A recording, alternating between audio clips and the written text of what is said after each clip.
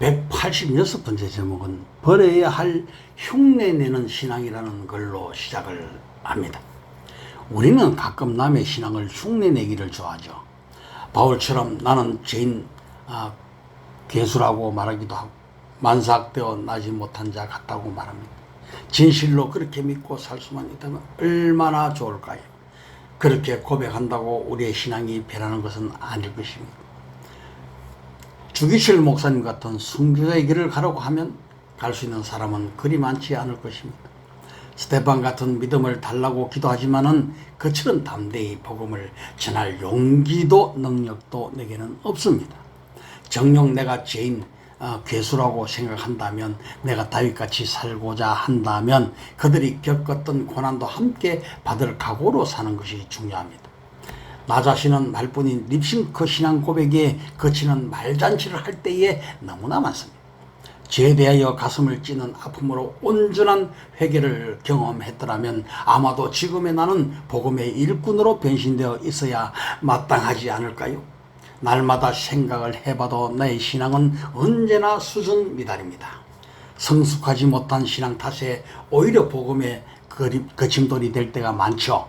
나 자신 불신앙이라는 무덤에 갇힌 것 같은 느낌을 지울 수가 없습니다.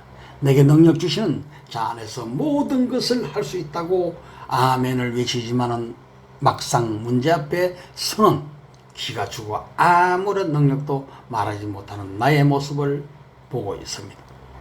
믿는다는 것은 수백 번을 생각해도 내 뜻대로 되는 것이 아닙니다. 하나님의 은혜가 아니고서는 나의 작은 믿음마저도 지탱하기 어려운 것이 바로 나죠. 맞다. 나의 나된 것은 하나님의 은혜일 뿐이다. 죄를 짓고서 말씀 앞에 설 때 총알 맞은 것처럼 나의 모든 죄는 죽어야 하는데 아직도 내 속에 내가 살아서 주인 노릇을 하니 주님이 서 계실 자리가 없습니다. 성경을 많이 읽고 달달 외워도 그 말씀이 내 가슴에 잘 박힌 못처럼 박히지 않으면 나는 절대로 변할 수가 없습니다. 깨어져야 합니다. 그럼 막연히 그렇게 생각한다고 해서 나의 죄성이 깨어지지 않으면 내 속에 성령님을 온전히 모시고 그분께 나의 삶을 의탁하지 못했기 때문이죠. 내가 죄인 중에 괴수라고 생각하는 것이 중요한 것이 아니라 돌이키는 것이 우선입니다. 하나님 앞에 말잔치는 필요가 없죠. 하나님은 이미 나의 모든 것을 알고 계시기 때문입니다. 이제 남을 흉내내는 신앙은 과감히 버려야 합니다.